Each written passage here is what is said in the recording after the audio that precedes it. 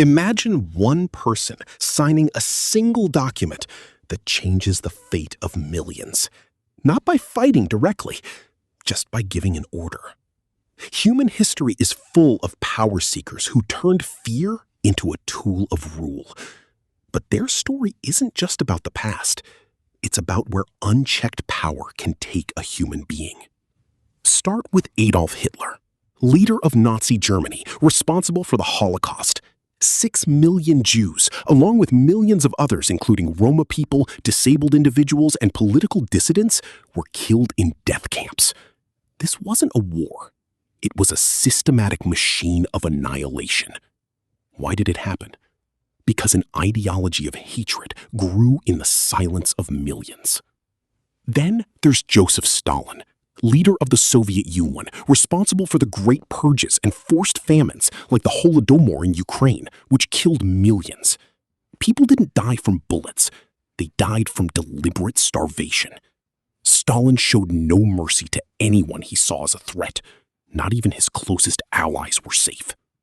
Third is Pol Pot, leader of the Khmer Rouge in Cambodia. In under 4 years, an estimated 1.5 to 2 million Cambodians, nearly a quarter of the country's population, were killed. His goal? Building an entirely new agrarian society. The result was one of the most horrifying genocides of the 20th century. The fourth name you might know less well. Vlad III, known as Vlad the Impaler, a 15th century ruler of Wallachia. He was infamous for his brutal method of punishment, impaling thousands of enemies and prisoners on wooden stakes. His name inspired the character of Dracula, but the historical reality was more terrifying than the legend. And the last, Idi Amin, dictator of Uganda. His regime killed between 100,000 and 500,000 people through torture and execution.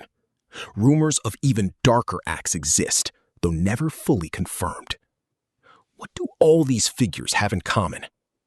None of them acted alone. Each needed a system. People who carried out orders. People who stayed silent. People too afraid to speak. You might think these are just stories from the past. But even today, wherever power grows without oversight, the same pattern repeats. The question isn't why these individuals were so cruel. The question is, why did the systems around them allow it? That answer might be the most important lesson history has to offer.